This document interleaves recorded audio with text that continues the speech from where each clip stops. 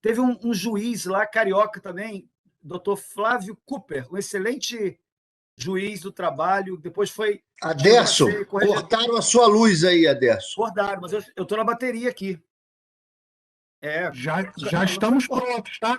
Podemos caiu iniciar. Caiu a luz aqui, Alexandre. O que está acontecendo aí, Alexandre? Alexandre, caiu a luz. De repente, a luz do andar, eu vou procurar saber, mas vocês, tem que ser urgente. Vocês já estão... O senhor está em que sala aí, doutor? Para mim, depois eu indico esse serviço. Fica tranquilo. Voltou Qual sala que o senhor está? Já está aqui. Entrou no ar? Já estamos. Pode iniciar, tá? Boa noite a todos e a todas. Nós tivemos um pequeno problema aqui de luz. Aqui houve um breve pane aqui, uma caída de energia aqui, mas foi restabelecida. Já estávamos no ar, inclusive, eu fiquei aqui na bateria, né? Mas, então, eu me chamo Aderson Bussinger, eu estou diretor aqui do Centro de Documentação e Pesquisa da Seccional da OAB do Rio de Janeiro. Hoje nós estamos realizando um evento muito importante para o direito, para o país, para a cidadania, para a história do Brasil e, sobretudo, para as instituições democráticas, para o Estado de Direito, que é este evento sobre os famosos áudios do Superior Tribunal Militar, do STM, que vão estar em debate aqui com dois advogados da maior importância e seriedade. Eu vou começar a apresentação pelo doutor Bartóquio. O Fernando há de concordar de eu começar a apresentação pelo nosso eterno presidente da OAB Federal, OAB do Estado de São Paulo também, que foi um advogado, portanto, um advogado da ordem, né? Um homem que dedicou sua vida durante muito tempo, seja à frente da gestão da OAB de São Paulo, seja na OAB Nacional, a instituição da advocacia que é a OAB. E foi, só num breve currículo aqui, foi presidente da OAB, portanto, de 93 a 95, do Conselho Federal da OAB, presidiu a Associação dos Advogados de São Paulo, a ASP, que eu também sou associado desde 92. Ele presidiu de 85 a 86 e presidiu também a OAB de São Paulo. E foi eleito deputado federal com mandato entre 98 a 2002. É o doutor Bartóquio, que nos honra aqui com a sua presença para tratar desse tema. Nosso outro convidado... Se me permite, Aderson, só um adendo. Claro. Dizer que o estatuto, o regulamento geral da advocacia, importantíssimo, é assinado por esse grande advogado, José Roberto Bartóquio. Portanto, as mais importantes conquistas da nossa classe têm a marca desse grande advogado, José Roberto Bartóquio. Muito importante, esse seu registro é fundamental. E nosso outro convidado é o Fernando Fernandes, doutor Fernando Fernandes, que eu tenho a honra, no caso dele especialmente, é um amigo. Nós fomos conselheiros juntos aqui em 2007. Ele foi presidente da Comissão de Prerrogativas da Seccional por um breve período, mas marcou esse período. Ele advoga hoje entre Rio e São Paulo, e outros seccionais, outros estados também, advogado criminal, e que é também um pesquisador, um cientista político, tem doutorado na área de ciência política, é um homem voltado, portanto, para a ciência do direito e também o estudo da ciência política, né, que se completam, que se complementam e se explicam e se fazem, né, e se constituem, né, se constroem, né. Estudando a ciência política e a ciência do direito, nós vemos o quanto uma constrói a outra e vice-versa, né, e se realizam, né. Então, o Fernando Fernandes, e particularmente é uma honra pela amizade que nós temos, tê-lo aqui. Agora, o tema em especial como falei no início, o tema são os áudios do STM, e o Fernando Fernandes foi quem teve acesso, em primeiro lugar, primeiramente, a esse, ele vai contar tudo isso, a esses áudios, depois ingressou no STF com habeas corpus em relação à sua luta pela disponibilização, pela publicização desses atos, ele foi ao STF, ele obteve uma decisão que nos trouxe, que lançou luzes sobre esses áudios, né? que trouxe esses áudios à tona através dessa ação que ele fez e anteriormente através do acesso que ele teve em relação a esses áudios. E esse vai ser o nosso tema. Esse é o nosso tema, que tem muito a ver com o momento que nós estamos vivendo, que são áudios que tratam da tortura.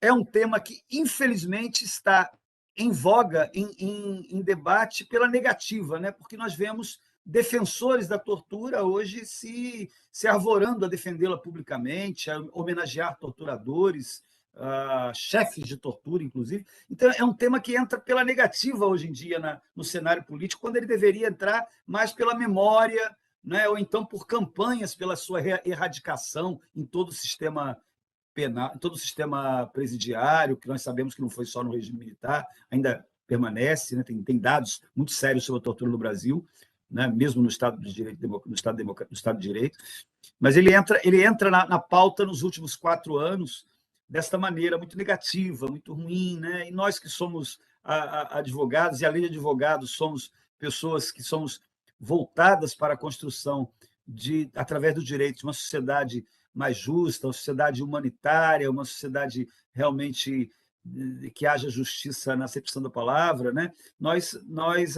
Esse tema nos é muito caro, muito caro. E para os advogados criminais, então, né? Onde entra a tortura? Então, a tortura já é a barbárie, se o direito criminal ele é tão atacado, se o direito de defesa ele é tão atacado hoje em dia como né? Se os advogados criminais são tão criminalizados, se o direito penal é tão vilipendiado, essas delações premiadas, tudo isso aí, se ele já é assim, imagina com essa discussão de tortura, que já é a barbárie, que da tortura é a anulação do ser humano, é a anulação do homem, né? Do homem. E é o fim da advocacia, é o fim do cliente, é o ser humano que é destruído pela tortura, né? E nós tivemos advogados torturados também. Eu, particularmente, fui amigo de Modesto Silveira, Antônio Modesto Silveira. Nos seus últimos anos de vida, eu convivi com ele, e quantas histórias eu ouvi dele, como eu aprendi. Eu convivi os últimos 3 anos da vida de Modesto, muito, muito próximo a ele, muito próximo, frequentando a minha casa. Inclusive, eu coordenei, tive a honra e a tristeza, porque eu coordenei o velório dele aqui na OAB. Eu fiquei responsável por cuidar, por administrar toda a parte do velório aqui, na época, e como isso, né, foi muito sentido. E ele era um homem que falava muito em relação à tortura e com muita radicalidade em relação a isso. Pois bem, então, eu vou inicialmente, então, doutor Bartok, eu penso da seguinte maneira. Me permite um encaminhamento. Vou fazer uma dinâmica aqui.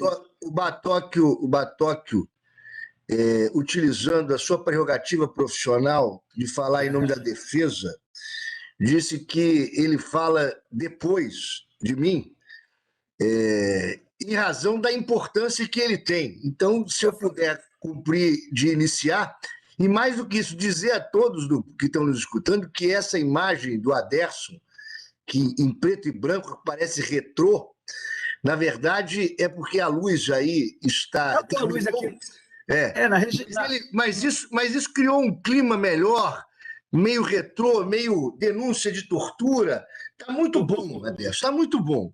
Vou dizer que isso, inclusive, é um marketing cinematográfico de Vossa Excelência.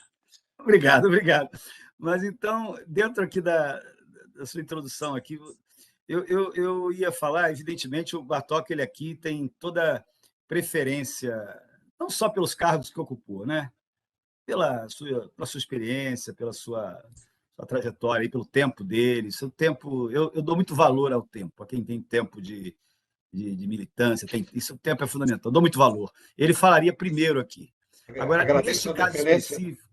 Mas acho que devemos priorizar a ordem pela importância do orador, do expositor. Portanto, Fernando, sem não, olha só. Mas para que, pela questão metodológica, porque o tema é a partir deste trabalho que foi feito sobre os áudios, que foi de autoria, né, foi capitaneado pelo doutor Fernando Fernandes, eu creio que o doutor Bartóquio ele vai, a partir de uma exposição do Fernando Fernandes, aí ele vai, com toda a sua maestria, aí ele vai enfocar de maneira mais completa e abrangente isso, a partir da sua fala, porque tem a ver com o trabalho que você fez especialmente sobre isso. Então, a dinâmica é a seguinte: 20 minutos, você faz uma exposição sobre o tema de 20 minutos, 20 com uma tolerância de 20, 25 minutos, doutor Bartóquio também, 20 minutos, 25, e depois considerações finais. Eu até tentarei ser mais breve, para permitir com que façamos uma conversa e não um monólogo. Mas o seguinte, dizer que a lembrança que você fez do Modesto da Silveira, e mostrando a modéstia do nosso querido Bartóquio, que falou que a importância da minha exposição, mas é que é uma honra estar aqui na Ordem, honra o convite do Aderson Singer, e dizer o seguinte: a lembrança do Modesto da Silveira toca o nosso coração. Um sujeito que parece que foi predestinado, porque o nome coloca o seu sentimento pessoal, que sempre foi de uma modéstia, independente da grandeza gigantesca que o Modesto teve. Foi o advogado que maior número de processos de defesa de preso político fez. E dizer que nesse momento, estar aqui com o Bartóquio também, eu faço uma exposição histórica, mas o Bartóquio tem exatamente a legitimidade de ter atuado em defesa de presos políticos, né, ter participado de momentos fundamentais dessa história de resistência, e por isso eu faço uma exposição simplesmente histórica do que aconteceu, mas nós, principalmente, vamos ter a oportunidade de escutar o Bartóquio e perguntar a ele, que fala da experiência. É praticamente um depoimento do Bartóquio aqui, que ganhamos todos nós. Mas queria dizer o seguinte, Bartóquio, uma questão interessante. Eu descobri esses áudios em 1997, quando eu brinco que tinha cabelo ainda, né? E a curiosidade surgiu em razão da pesquisa do Tortura Nunca Mais, que acabou gerando o livro Brasil Nunca Mais, sobre as torturas ocorridas no Brasil. Lembrar que naquele momento eu pesquisava em 97, a minha curiosidade era por que não tinham surgido as gravações, fitas dos julgamentos. E queria lembrar um outro advogado, que certamente foi muito seu amigo, o Lino Machado Filho, que naquele momento me ajudou a conseguir, depois que eu descobri aquelas gravações, a conseguir o primeiro acesso, né? E quando eu acessei aquele arquivo que se encontrava esquecido do lado da sala do pleno do Superior Tribunal Militar, que mudou para Brasília em 1975, eu sabia que aquilo não seria um acesso sem consequências. Não era possível acreditar, por mais que estivéssemos em 97, em praticamente 9 anos, praticamente uma década depois da Constituição de 88, que iria ser uma pesquisa tranquila. Então, a primeira coisa que eu fiz foi exatamente olhar no índice das pautas, achei 2 sustentações orais de Sobral Pinto, as copiei, eram fitas de rolo antigas, coisas que não é da sua época, você é um jovem, Batata, né? E imediatamente o segundo nome que eu pesquisei foi o Modesto da Silveira. E copiei, então, uma sustentação do Modesto da Silveira, fiz essa cópia de segurança e escondi essa cópia de segurança. Já o confessei algumas vezes no filme Sobral Pinto, um homem que não tinha preço, que eu escondi essa cópia de segurança atrás do vaso sanitário de um banheiro, onde tem um vão, sabendo que seria difícil que ali a achassem. A partir disso, eu tirei uma cópia do índice, que eram as pautas de julgamento, e não tardou para que, assim que aquilo começasse a ecoar de novo nos tribunais, como se abrisse uma caixa de Pandora, as denúncias que vocês fizeram daquela tribuna de madeira do Superior Tribunal Militar, das torturas, que a pesquisa fosse proibida, que o material fosse imediatamente apreendido, e eu, então, consegui sair do tribunal, depois da ordem do general, com essa cópia de segurança de um fragmento e com a cópia dos índices, provando que o material existia. A partir disso, eu retornei ao tribunal, aí acompanhado do meu advogado, meu companheiro, diria, meu maior companheiro, Fernando Tristão Fernandes, né, que recebeu de mim as fitas que estavam lá para serem apreendidas, colocou na sua pasta de advogado, e o general, o presidente, mandou arrombar a sua pasta para apreender as outras fitas, e nós entramos com mandado de segurança, fomos intimados, vejam, fomos intimados que as fitas todas iam ser apagadas. À época, eu conversei com Evandro Lins e Silva, nós entramos com, assim que o mandado de segurança foi julgado e negado pelo STM, uma cautelar no Supremo, para impedir o apagamento, e essa cautelar foi distribuída, meu querido Batoque, para o ministro Maurício Correia, que tinha sido presidente da Ordem dos Advogados Federal. Maurício Correia deferiu uma liminar para impedir o apagamento, mas, por incrível que pareça, no ano seguinte, votou contra a abertura desses arquivos. Um ministro advindo da presidência da Ordem dos Advogados votou contra a abertura dos arquivos do regime 64, esses arquivos sonoros. O ministro Nelson Jobim pediu vista e passou uma década com esse caso no seu gabinete. Uma década depois, na última sessão, colocou em julgamento e votou favoravelmente. O Supremo Tribunal Federal, em 2006, determinou a abertura desses arquivos. O Superior Tribunal Militar descumpriu a ordem do Supremo Tribunal Federal. Houve uma reclamação distribuída à ministra Carmen Lúcia, que demorou mais uma década para ser julgado. Em 2017, finalmente, o Supremo Tribunal Federal mandou cumprir novamente a sua ordem e o arquivo foi aberto. Hoje ele é acessível por todos que o queiram, mas tem uma dificuldade gigantesca em razão de ter que requerer, entregar cópia de HD e etc.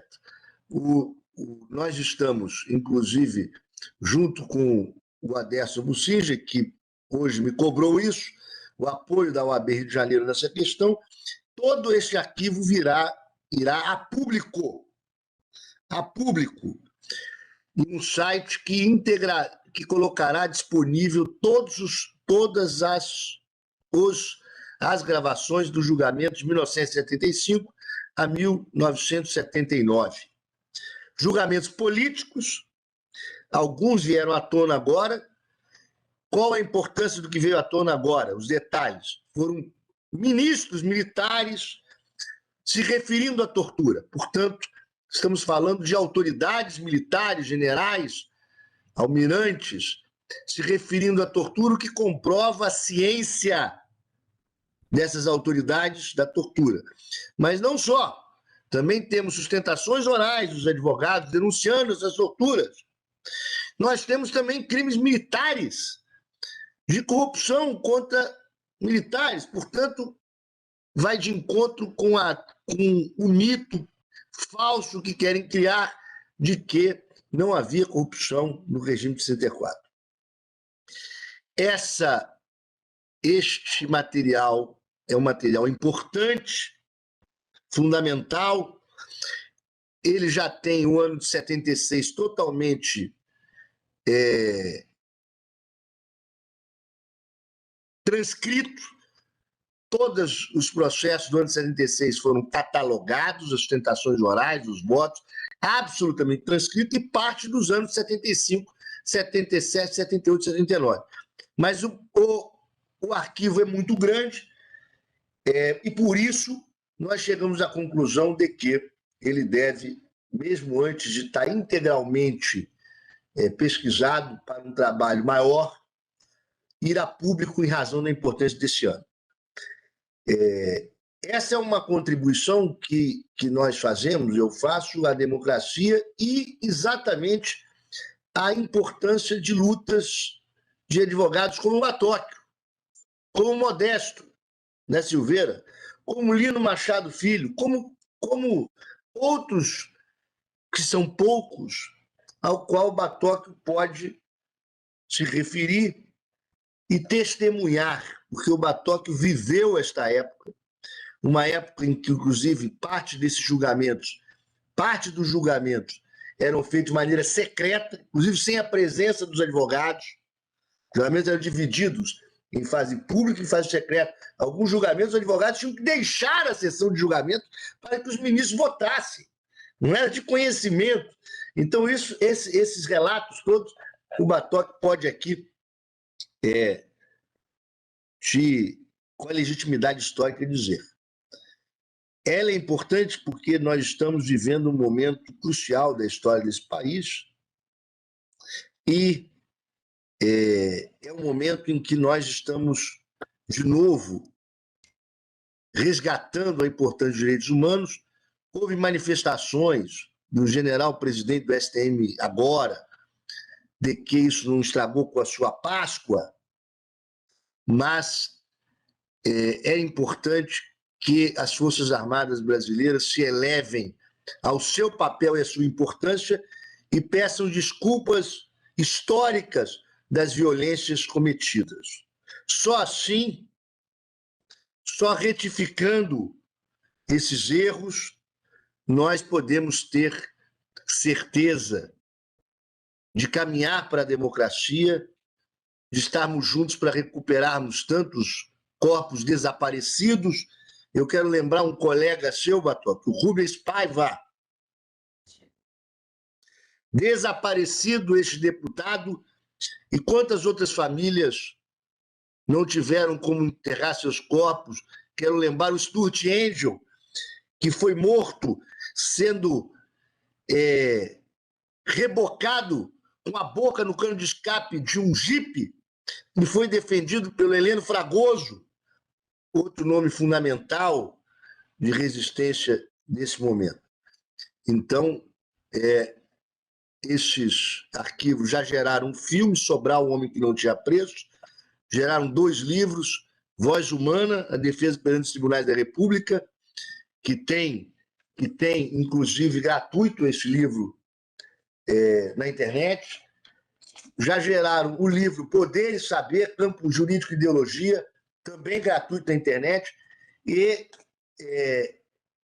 só podemos nos chamar de advogados se nós estivermos compromissados com essa luta permanente pelo Estado democrático, pela lembrança das violências, porque lembrar isto é impedir com que ocorram as violências atuais e futuras. Eu termino a minha introdução, doutor Adesso, meu querido amigo também, e batonier, José Roberto Batóquio. Muito bem, Fernando Fernandes, eu vou passar a palavra, então, para o doutor Batóquio e também me associando às considerações que você fez em relação ao doutor Batóquio. Realmente, quando você me falou do do convite a ele, né, sobre ele participar desse evento. Nós ficamos muito contentes aqui na seccional do Rio de Janeiro e que conhecemos realmente o trabalho que ele desempenhou nesse campo como advogado criminal, e creio que ele vai somar muito nesse dia aqui, vai contribuir muito também com suas considerações. Doutor Batoque, tem a palavra e um grande prazer recebê-lo aqui. Lhe recebo aqui em nome do presidente Luciano Bandeira, em nome aqui da seccional, eu como diretor do Centro de Documentação e Pesquisa da seccional, que é o centro de memória da seccional. Eu lhe dou aqui as boas-vindas e dizer que a seccional estará sempre aberta aqui para o presidente Batoque, né, ex-presidente do nosso sistema OAB, querendo aqui realizar, vir debater. Nós vamos convidá-lo, inclusive, mais adiante para outros eventos aqui, pode estar certo disso. Com a palavra, doutor Batoque. Muito obrigado. E sejam as primeiras a serem ditas de agradecimento pela oportunidade de participar deste evento, então, prestigiosa e elevada companhia, como é o caso do nosso anfitrião, Aderson Guzinger, e do nosso cientista político, advogado criminal, não sei em qual das duas áreas ele brilha mais, que é o Fernando Augusto Fernandes. Sem dúvida nenhuma, um paradigma, um modelo de advogado nesses tempos difíceis para a advocacia. E eu digo difíceis porque o autoritarismo e a tendência à tirania é como erva daninha. Por mais que você a extermine, ela teima em renascer, e nos lugares os mais insuspeitados, mas com redobrado vigor. Então, parto de onde terminou o Fernando Fernandes, o compromisso primeiro do advogado e da advocacia é, de fato, com a liberdade e com a civilização. Eu diria até que, se colocado fosse num dilema, o verdadeiro advogado, sobremodo o advogado criminal, fosse colocado num dilema em que as alternativas seriam liberdade e justiça, penso que os advogados criminais elegeriam para o seu panteão a deusa liberdade, acima de qualquer outro valor que possa consagrar a axiologia humana.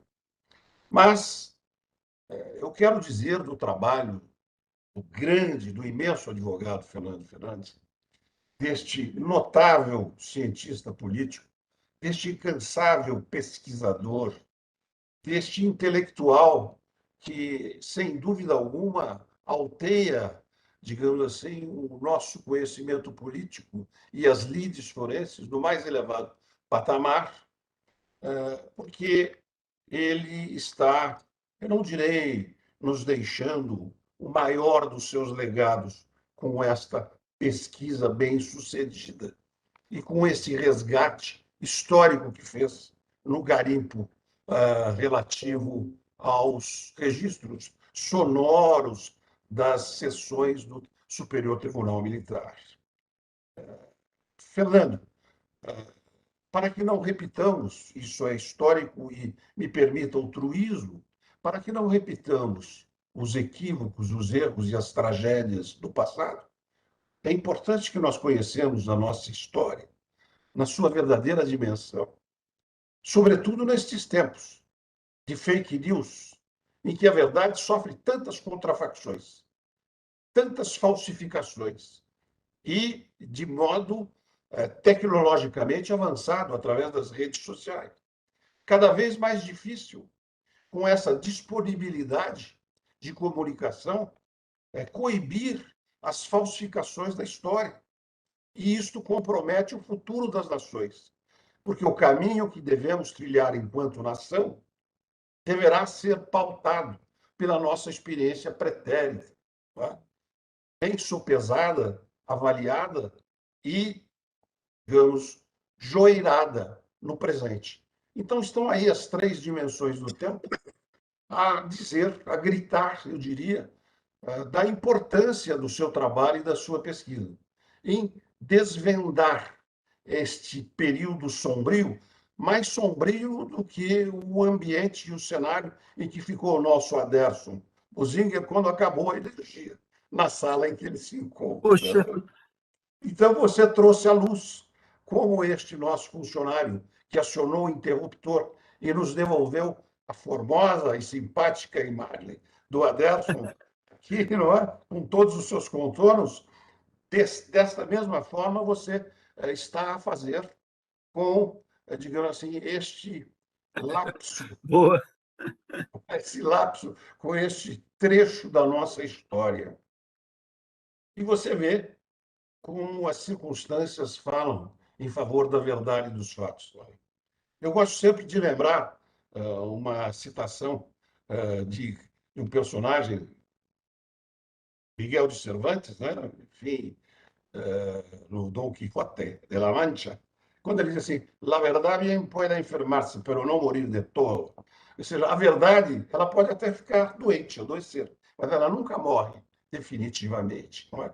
Então, quando se tentou maquiar esse trecho da nossa história, os negativistas, e veja você, os negacionistas sempre existiram em relação à tortura, em relação à barbárie naquela época, em relação à vacina, atualmente, eu digo, é o que eu disse, o autoritarismo, este sectarismo, é como erva daninha, ele renasce de tempos em tempos. Isso porque nós, advogados, temos que estar sempre vigilantes e na defesa dos valores que reputamos os maiores da nossa sociedade.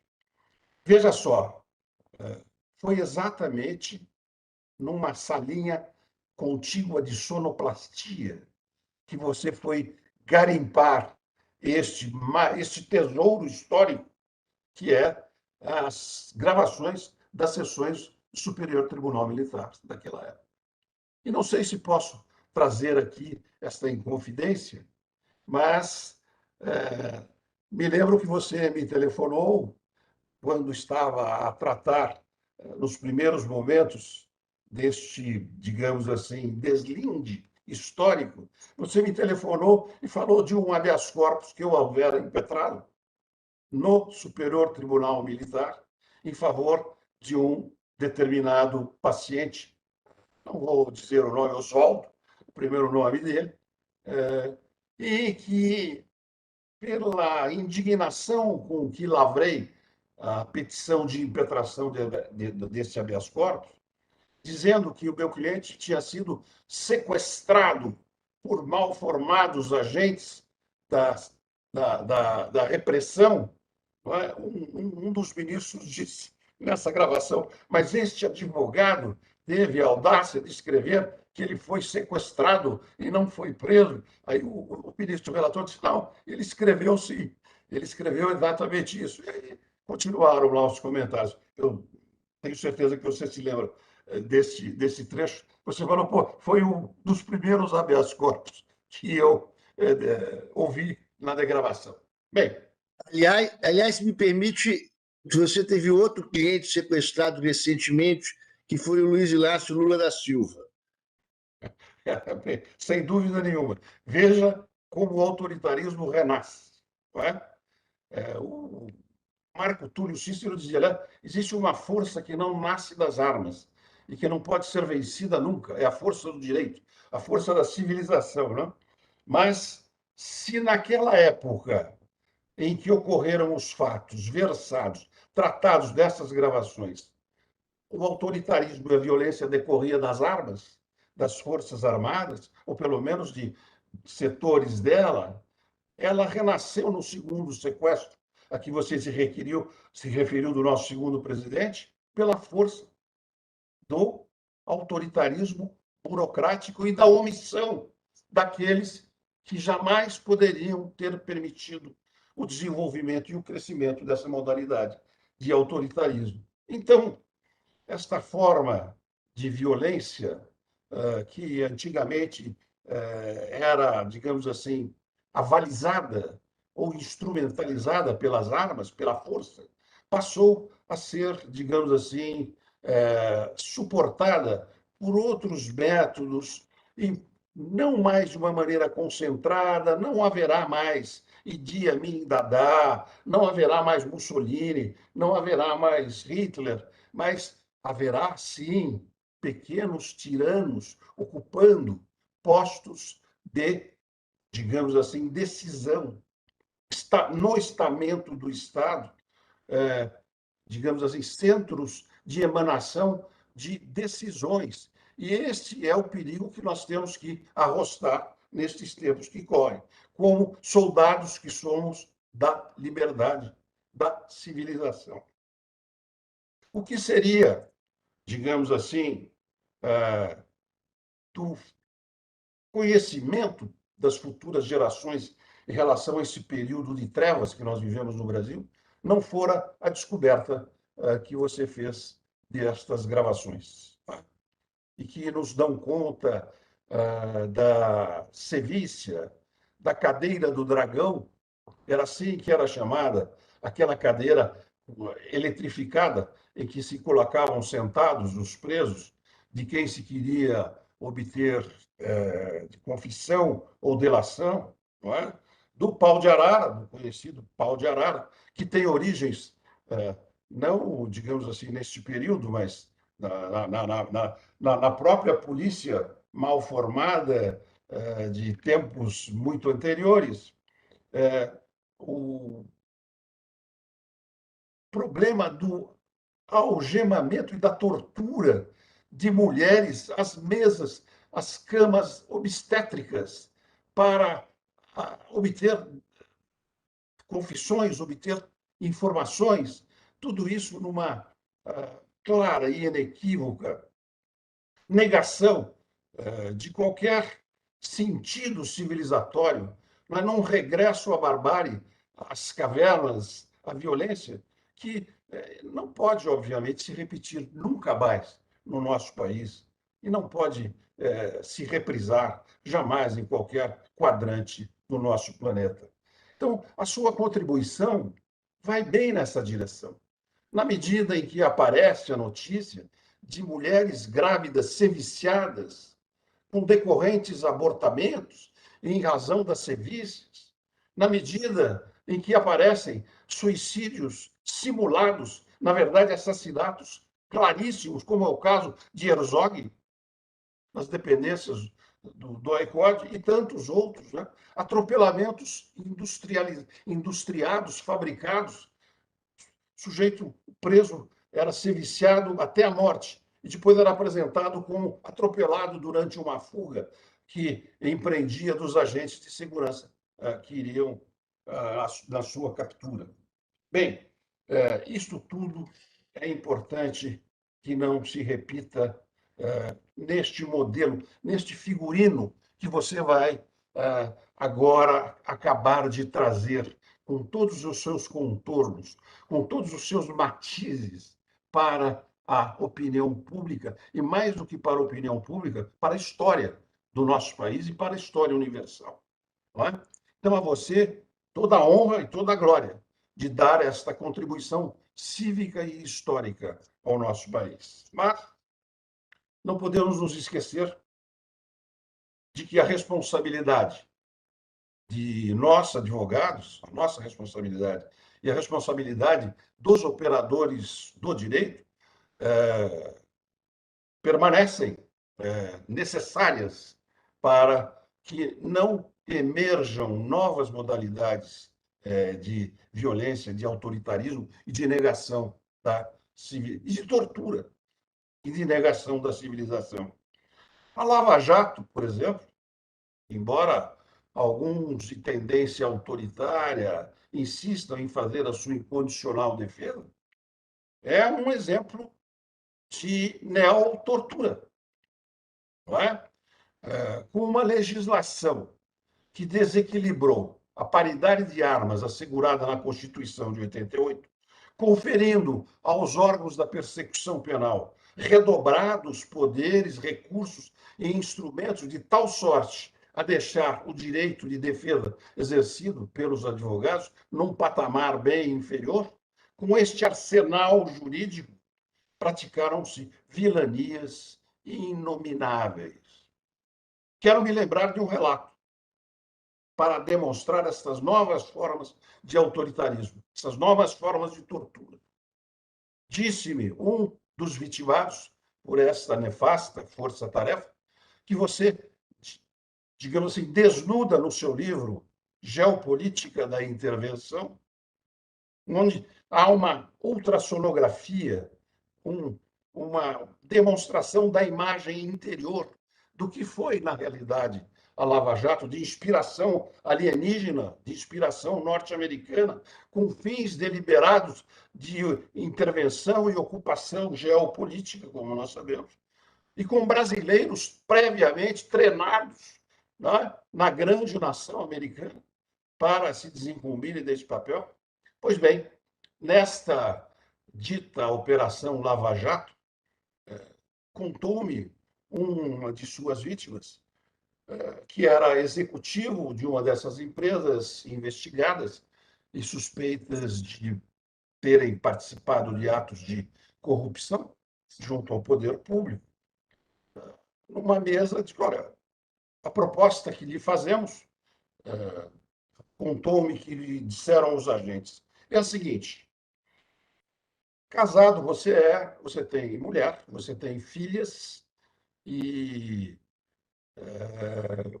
elas todas são suas dependentes, nós verificamos aí, nas suas declarações do imposto de renda e tal. Fizemos a pesquisa da sua vida fiscal, tributária, pessoal. Né? E as suas filhas, uma delas estudava fora, estava fazendo um curso de pós-graduação em outro país, e a outra filha tinha um automóvel X, coisas assim. Ele disse, olha, cada página, cada documento desse aqui é um mandado de prisão. Um pedido de prisão temporária, um pedido de prisão preventiva, enfim. Está aqui o seu, você já está preso. Agora, esses daqui serão endereçados aos seus familiares. Você quer colaborar ou deseja efetivamente passar por isto? Porque se a sua filha estuda fora do país e você é digamos, o provedor, é sinal que ela também pode ter, digamos assim, ter sido beneficiária desses valores. Olha que ponto nós chegamos. Relato. Essa é uma forma de tortura psicológica. O sujeito é levado a dizer assim, quem é que vocês querem que eu delate? Quem é que vocês querem e do que vocês querem que eu acuse? Não é? Essa é uma nova modalidade, é uma nova forma, mais asséptica, mais higiênica, mais limpa, mais de birô, de escritório, mas de igual e tão irresistível violência. Não é? Então, a nós nos compete cada vez mais defender as instituições libertárias, as garantias que nós conseguimos escrever no nosso ordenamento jurídico, não é? Sobremodo na lei máxima, que é a Constituição, e que nós exijamos das autoridades, principalmente das autoridades envolvidas na persecução penal, que respeitem as franquias e as garantias constitucionais. O que nós estamos a ver é que, contrariando o que disse Churchill na conferência da Universidade de Bristol, quando deixou assentado que o traço mais característico de uma sociedade civilizada é o respeito que as suas autoridades constituídas têm pelo ordenamento jurídico, que projeta a vontade da nação. O que nós vemos são tribunais, são juízes, são membros do Ministério Público pretendendo sonegar inequívocas e insonegáveis franquias asseguradas até na Constituição. Vou dar um exemplo. Não é?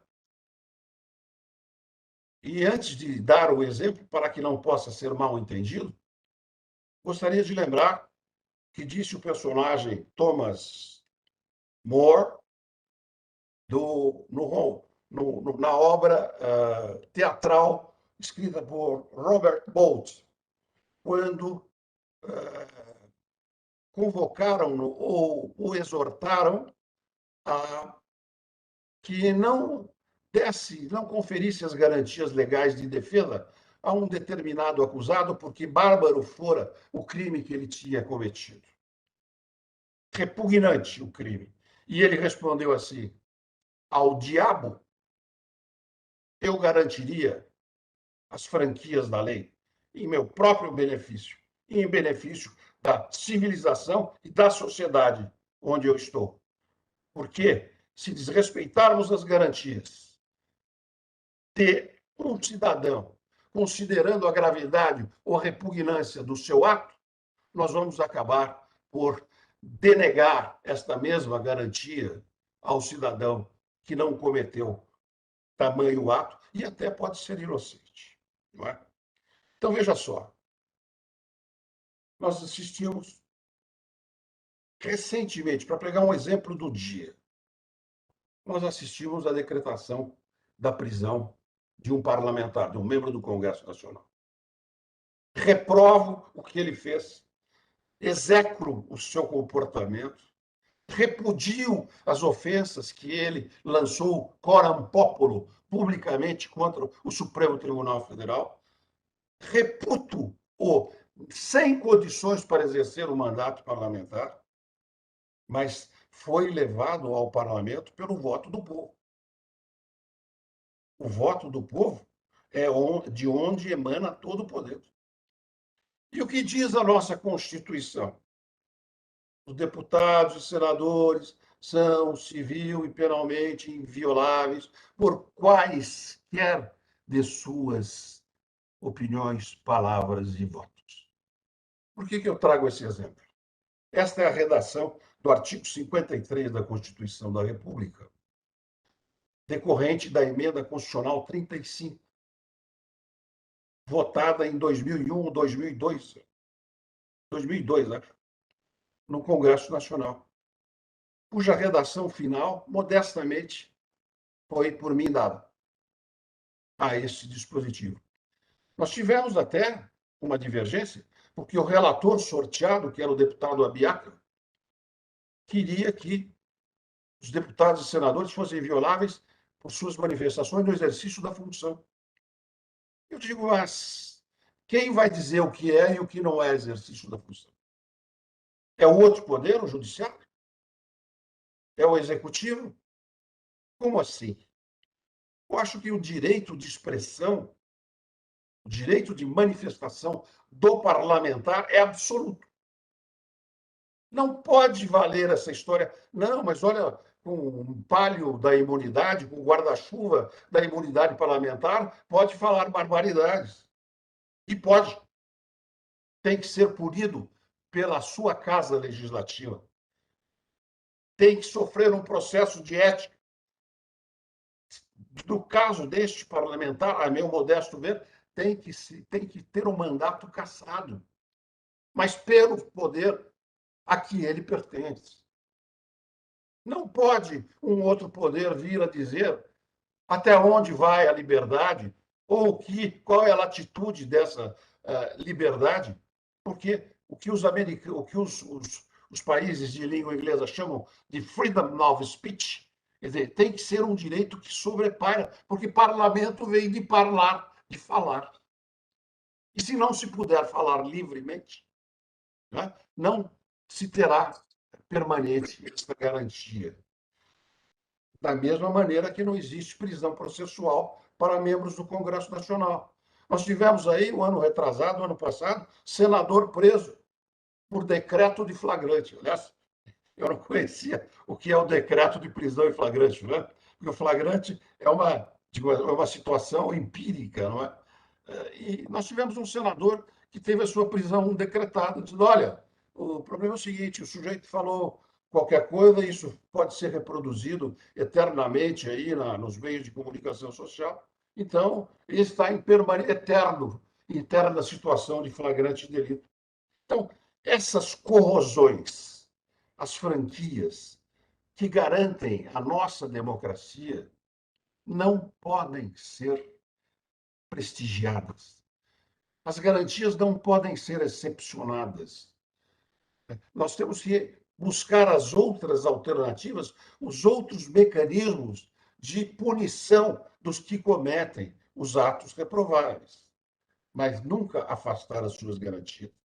Porque se nós não exigirmos a preservação absoluta das garantias individuais asseguradas no ordenamento jurídico, depois deste regime que você está a nos mostrar, que torturou, que matou, que exerceu a violência em nome da defesa de um interesse maior, serão reprisadas com outra conotação, mas sem dúvida nenhuma com a mesma intensa violência que nós todos repudiamos.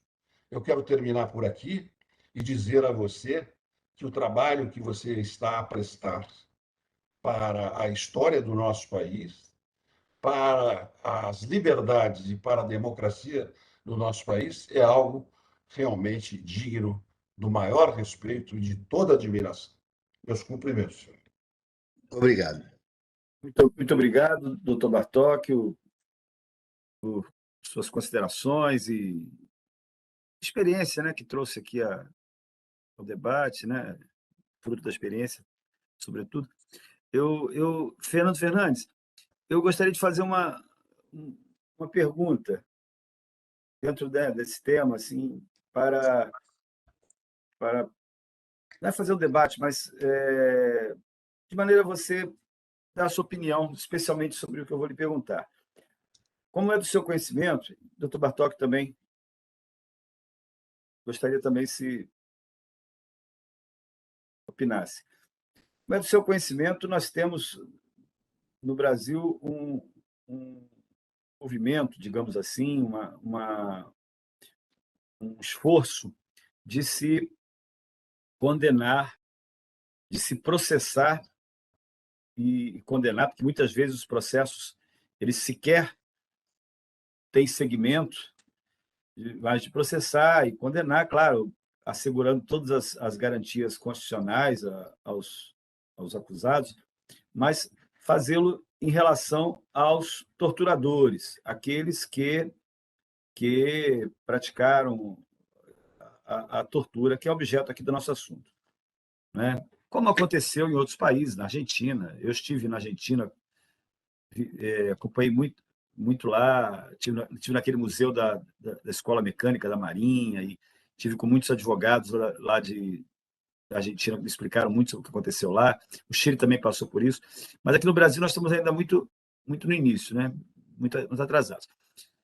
Que é, portanto, esse esforço de condenação, de processamento e fazer justiça dentro da ideia de justiça de transição em relação aos torturadores, pela imprescritibilidade dos crimes, por tudo que nós conhecemos aí que se discute. Pois bem, eu, quando novamente li sobre o tema dos áudios, que eu já conhecia pela relação que tem com você, já desde que eu te conheço, você me mostrava e me falava disso. Depois você me deu até um livro, me presenteou com um livro sobre o assunto, e você, desde realmente do início da nossa amizade, você sempre me falou, me contou, me relatou sobre esse fato, né? Você me contou, eu tinha uma ideia já, mas aí me veio à tona agora o seguinte: na sua opinião, na opinião de vocês, dos dois, este material, quando esmiuçado e particularizado, e esta ciência, com a ciência, né, que você fez referência, a ciência desses casos e tudo que vem à tona nesses áudios, que se reportam a documentos que estão lá, em grande parte microfilmados, né, que estão lá guardados, tudo isto. Qual é a sua opinião no sentido de que isso vai ser um elemento muito importante nessa luta pelo processamento e justiça em relação a esses casos, e também a relação disso, emendando a pergunta, com a ação que tramita no Supremo Tribunal Federal, que foi julgada, né, em relação à interpretação da Constituição Federal sobre o alcance da anistia, né, que a OAB entrou com a ação e teve um desfecho que eu particularmente, né, que nós todos, quem é do movimento de anistia, critica muito. O que você vê sobre isso? Sobre agora que isso veio mais à tona, que isso está mais esmiuçado, que isso está mais assentado, essa questão. E o que você vê? Qual a relação que você vê com isso? Adalto, você responde primeiro? Respondo. Eu diria o seguinte, que a importância é nós termos uma condenação histórica desses atos. O conhecimento e uma condenação cívica, histórica dos atos. Não nos serve, na minha opinião, neste momento, uma tentativa de ter uma visão relacionada ao processo penal em relação a esses fatos. Primeiro, porque eu compreendo que a imprescritibilidade da tortura partiu da Constituição de 88. Não poderia ser retroativa. Segundo, que o mais importante para nós, neste momento, é o caminho para a democracia, para a consolidação do nosso sistema democrático.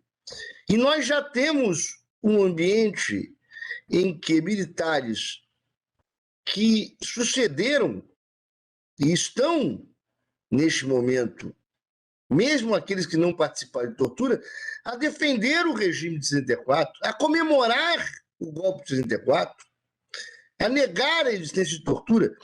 E esse tipo e o debate de revogação da lei de anistia só serve, na minha opinião, para aumentar um conflito do qual não servirá a essa consolidação que só se faz no momento em que se admite institucionalmente o erro das Forças Armadas brasileiras, que são tão importantes para a nossa nação.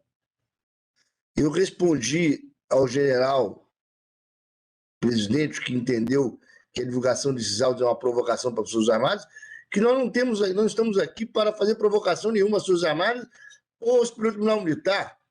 As instituições amadurecem no momento em que reconhecem os seus erros e se comprometem em não repeti-los e caminhar para a democracia. Portanto, eu não estou no viés de criminalização e através de procedimentos penais que visem uma revogação ou declaração de que os atos cometidos na década de 70 seriam imprescritíveis em razão da Constituição de 88. Acho que essa discussão não nos serviria. Neste momento histórico que nós estamos, o que nos serve, nós estamos sob outros combates, outros riscos eminentes à democracia brasileira. Neste momento da nossa história, em que as torturas podem se repetir. Aliás, as torturas, como disse o Batoque, que inclusive, se tivesse aqui o tempo do Fidel para falar, Castro, mínimo de 8 horas, iria contar outros casos de cliente dele que tentou suicídio na cadeia de Guantánamo de Curitiba, nessas novas formas de tortura. Então, as torturas estão ocorrendo. Nós precisamos punir os torturadores de hoje e condenar historicamente os torturadores da década de 80. E prezar para que as nossas instituições reconheçam os erros do passado e se comprometam com o exemplo do Marechal Lott com o caminho da nossa democracia. Doutor Batoque? Eu entendo na exata, digamos assim, trilha do que vinha expondo em relação à preservação das garantias civilizatórias positivadas no nosso ordenamento jurídico. A anistia é perdão recíproco. É uma instituição. Eu também, a exemplo do Fernando Augusto Fernandes, não acho que seja o caso de nós ficarmos a revolver, digamos assim, do ponto de vista persecução penal, até porque isto não traria nenhuma pacificação para a nossa sociedade. Mas o espectro é mais amplo. A resultante da pesquisa, dessa revelação, é muito mais ampla. É uma condenação histórica, disse o bem, o Fernando. É uma condenação, e é um alerta. Isto é, retomando aquela metáfora da iluminação da sua sala, Fernando está trazendo a luz do sol para desinfetar esta doença histórica que foi a violência da tortura que nós vivemos no nosso país durante esse período, não é?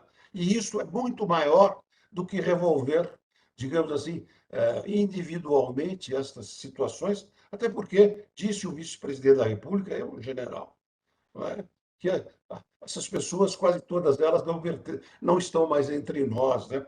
Essas que seriam, digamos assim, objeto dessas Mas ainda tem alguns, ainda tem Mas, uma de toda parte. sorte, a estabilidade das instituições, nenhuma nação pode ser uma grande nação se for regida pelo casuísmo, pelo sentimento de injustiça, ou de repulsa, ou de revolta, de ocasião. Nós temos que ter instituições que se respeitem e que respeitem as outras instituições, porque senão nós não teremos uma democracia consolidada, nós teremos uma contrafacção, um simulacro de democracia, não é?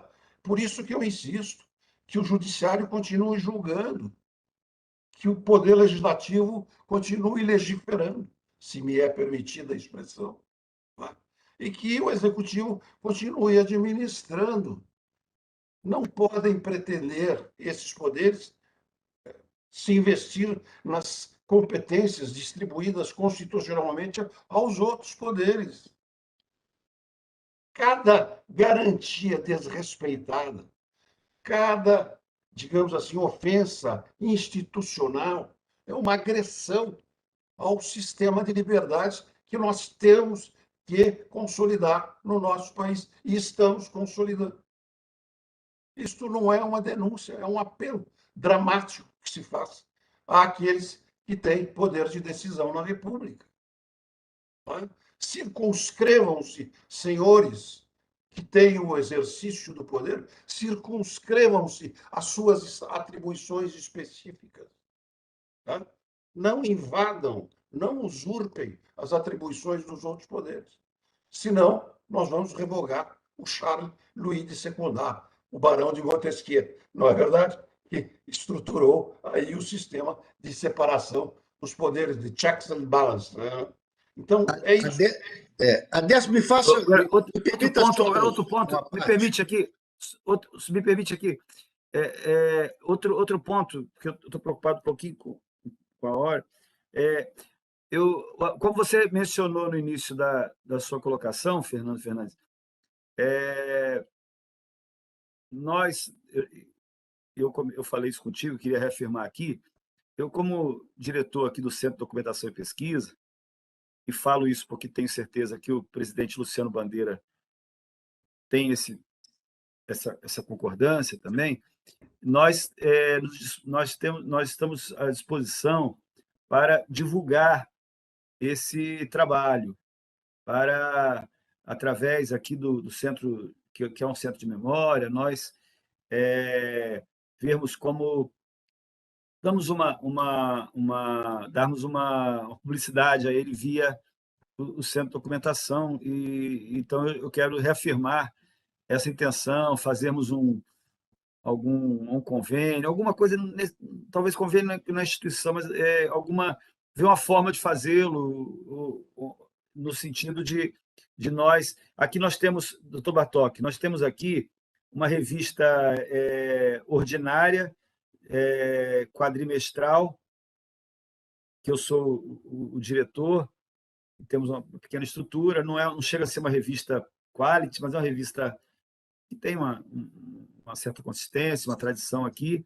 Revista diferente da revista acadêmica, né? Revista de universidade, revista institucional. E temos revistas especiais. Fernando Fernandes também conhece um pouco esse meu sistema aqui. Eu tenho revistas por temas, por temáticas, né? Que eu chamo, são modalidades especiais.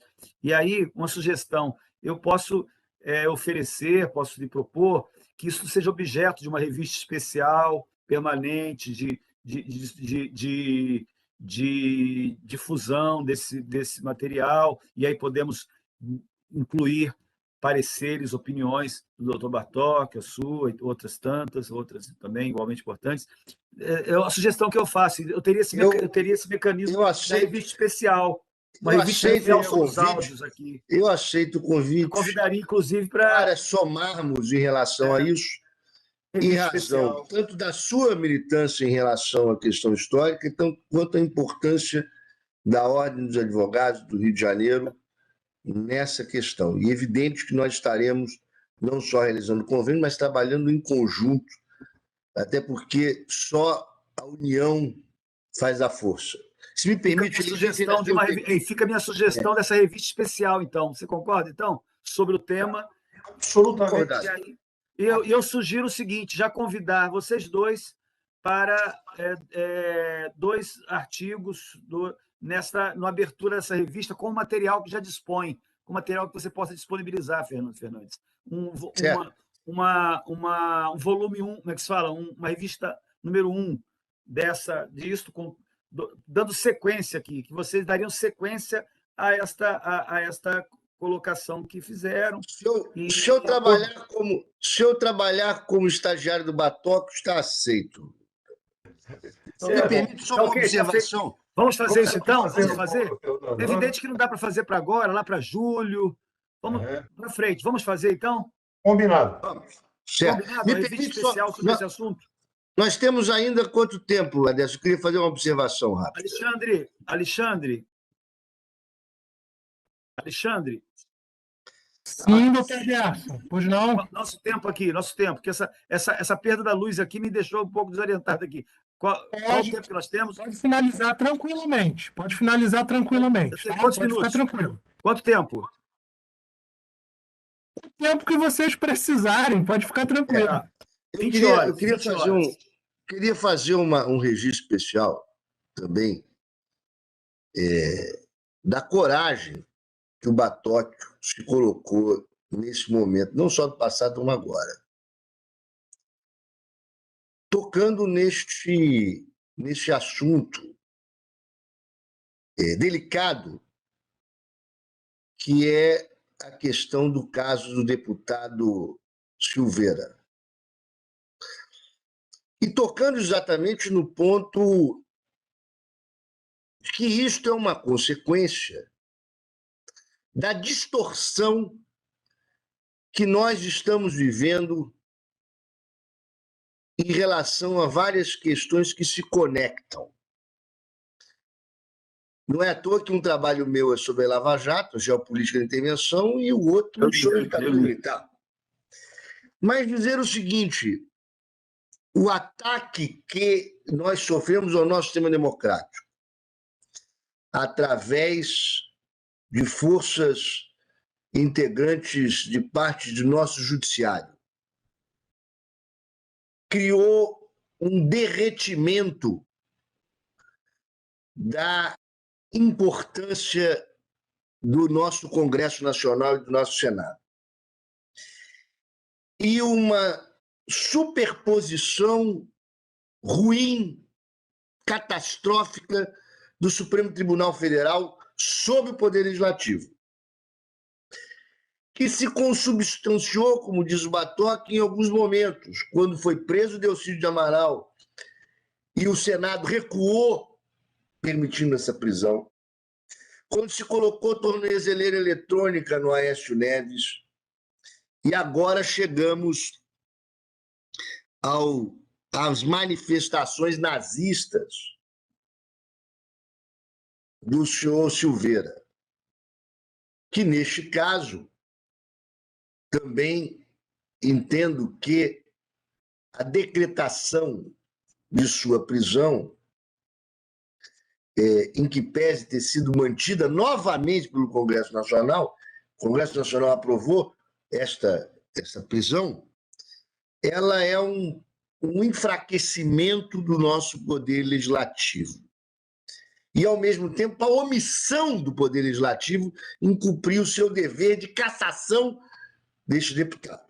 Como deveria ter feito no passado, inclusive com o atual presidente da República, quando, ainda no Congresso Nacional, fez uma homenagem ao torturador. Ali foi um momento... Muito bem. Então, o que ocorre?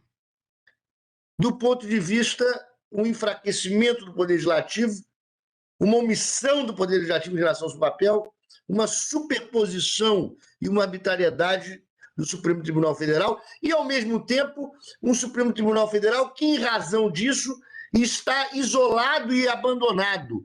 E, em razão deste abandono, acaba tendo que fazer um inquérito inconstitucional em sua própria autodefesa, pelo abandono que se encontra. E esse não é uma crítica desconstrutiva ao Supremo Tribunal Federal, mas construtiva em relação à sua importância e do Poder Legislativo. Mas quero, ao mesmo tempo, dizer o seguinte, que o decreto de graça do senhor presidente da República, em que pese poderes presidenciais, para isso, sofre de um mal em relação ao que o move, e que, neste caso, o move o conflito com o Supremo Tribunal Federal, em vez de o funcionamento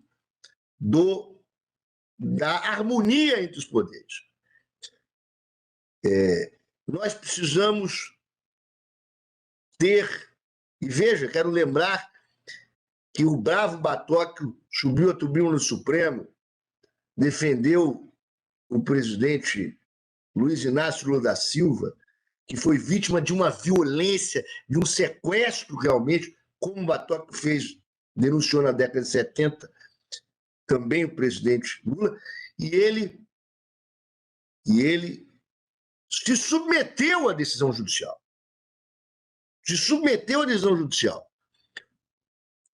E, portanto, esse decreto é um decreto que não serve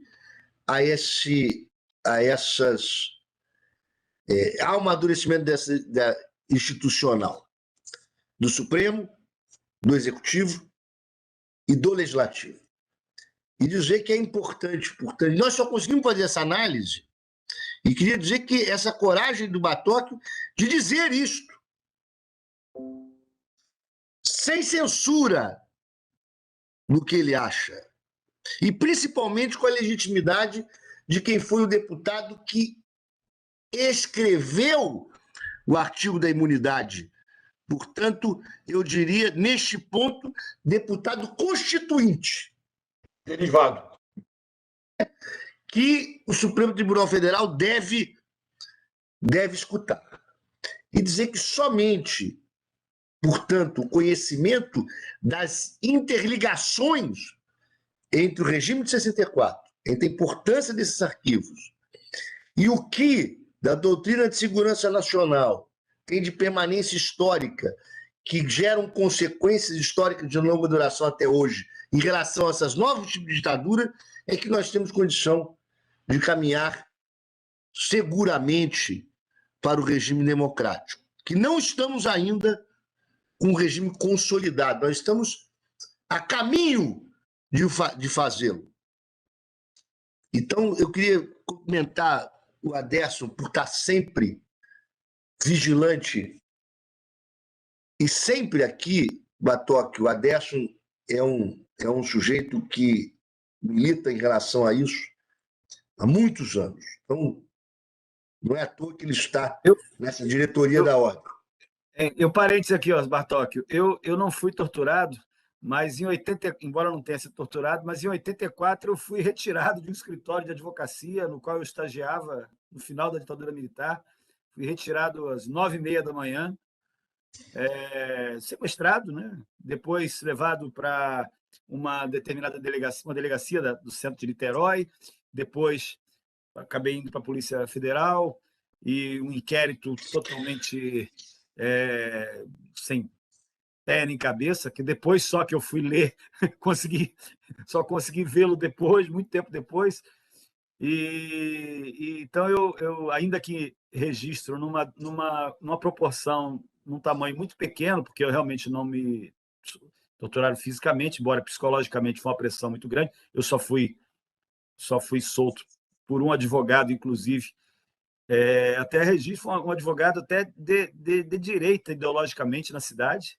Naquela época eu pertencia à Convergência Socialista, uma organização muito pequena, pequena assim, do ponto de vista pequeno, era atuante, mas não tinha uma estrutura, não tínhamos advogados do Rio de Janeiro. E eu, em 84, um advogado conservador da cidade de Niterói, que foi acionado e me tirou Aí chovia. lá da Polícia Federal. Então, foi o doutor Carlos Heraldo, que foi vereador, inclusive, da Arena na cidade, dos setores de direito da cidade, mas que eu respeito muito, teve uma posição muito digna, né, de me agir em meu favor lá, porque iam me mandar para São Paulo, diziam que a Convergência com o inquérito era de São Paulo, então eu tinha que ir para São Paulo. Havia um inquérito da Convergência, que é a sede da Coisa Mais de São Paulo. Eu estava quase para ir para São Paulo. Acabei, infelizmente, não indo à noite. Né? Mas porque eu disse assim, mas, olha, vocês imaginam, né? Eu fui tirado de um escritório de advocacia. A advogada com quem... E há outra palavra advogada com quem eu... E há outra palavra que possa definir essa situação que não sequestro? Então, a advogada com quem eu trabalhava, era uma advogada trabalhista também, ela rodou o dia inteiro as delegacias e não conseguia me localizar. Ela só conseguiu quando fez contato com esse outro advogado, e aí que conseguiu me localizar, porque eu fiquei comunicável até a noite.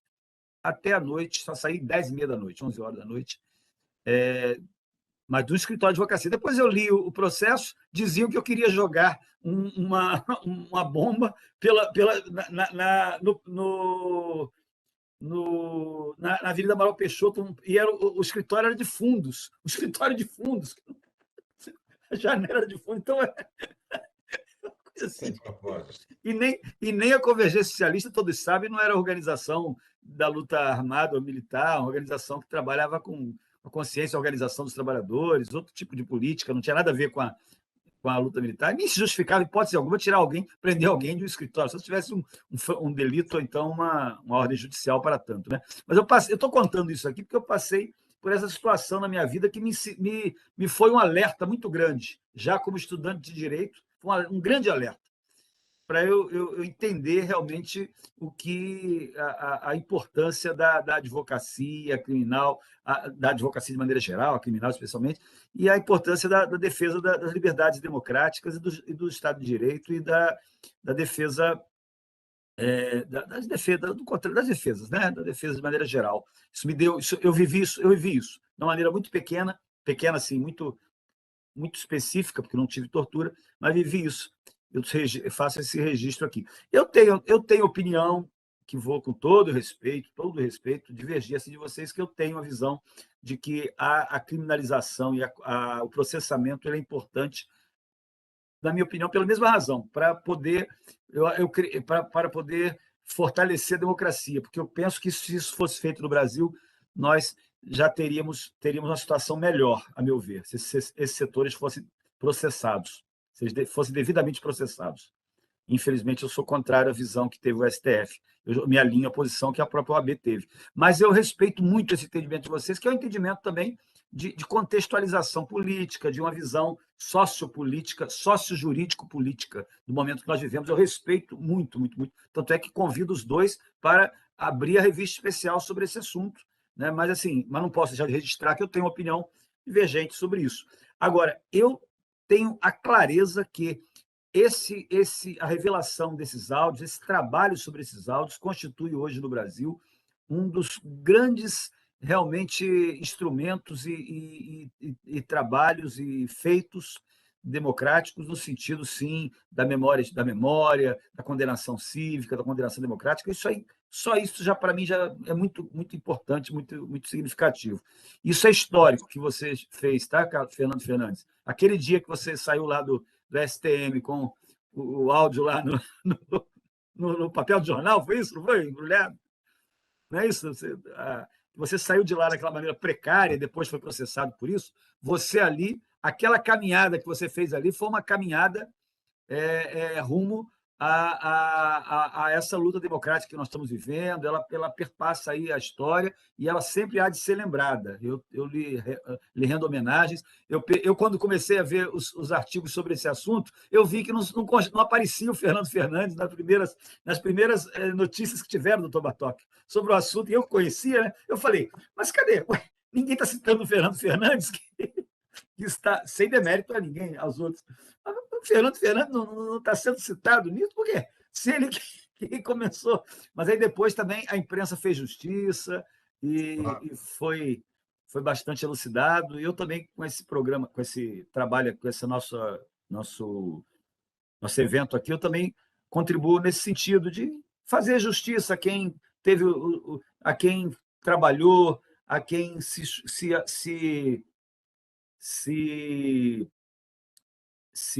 a quem correu riscos, arriscou. Você correu riscos naquilo ali, correu riscos.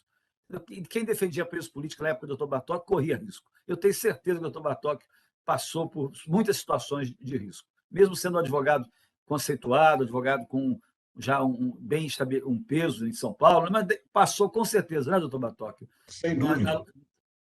Com certeza absoluta. A advocacia sobre modo criminal é uma atividade de risco.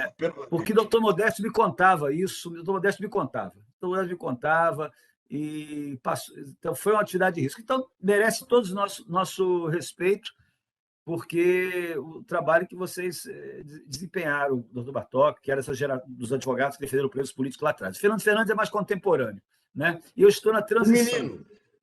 Eu estou na transição aqui, mas tem esse registro meu de 84, que passei no dia 7 de setembro. 7 de setembro, eu fui fazer, olha só, ajudar o escritório a colocar em dia no feriado o trabalho retido. Eles cismaram que eu queria fazer um atentado no 7 de setembro. E eu datilografando reclamação trabalhista, reclamações trabalhistas, né?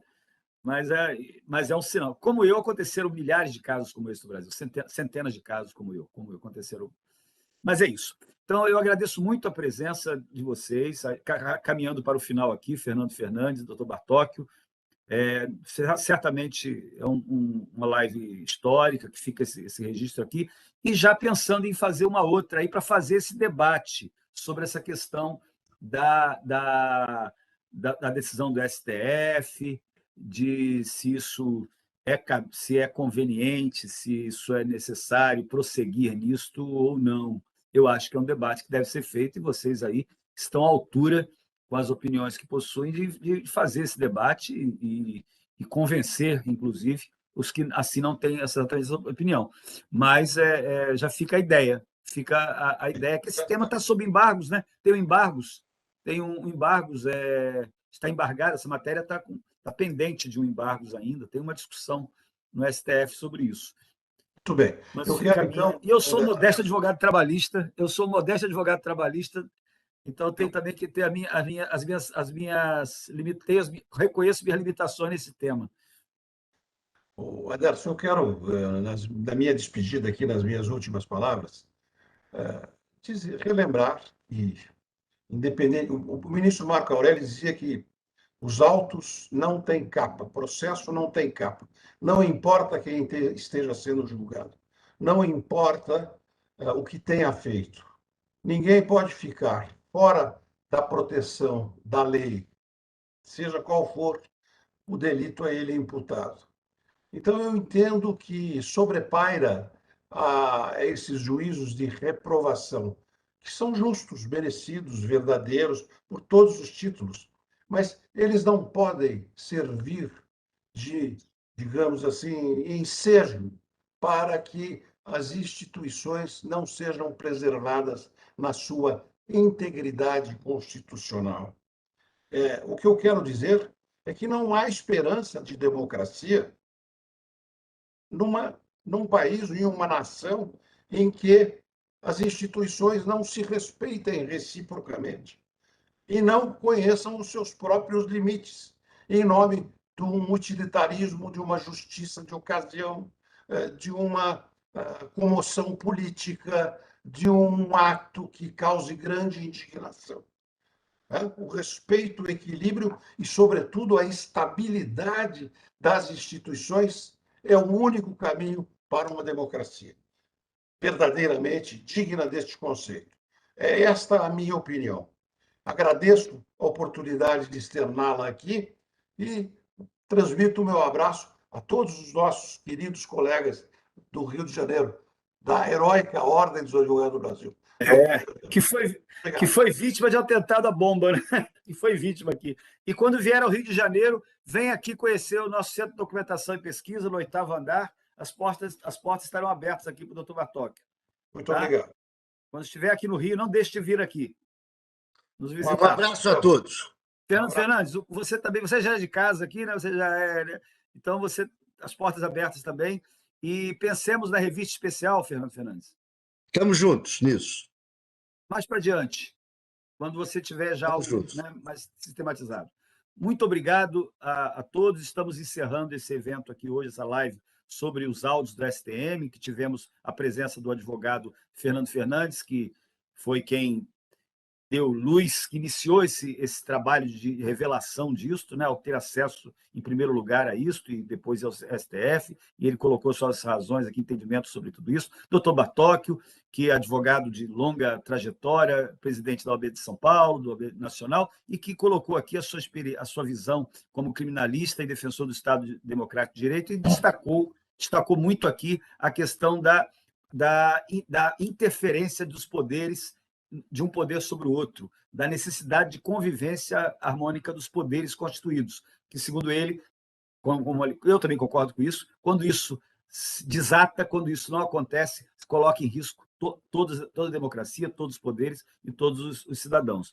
Né, como síntese, e claro, a síntese nossa, que é uma síntese de condenação à tortura, uma síntese de resgate histórico e de preservar a memória de tudo o que aconteceu. Muito obrigado, Fernando Fernandes, pelo seu trabalho, sua contribuição. Muito obrigado, doutor Bartóquio, pela presença aqui também, suas opiniões, suas considerações, e sejam bem-vindos e retornem. Obrigado. Um abraço, boa noite. Abraço, felicidade a todos. Felicidade. E obrigado, Alex, nosso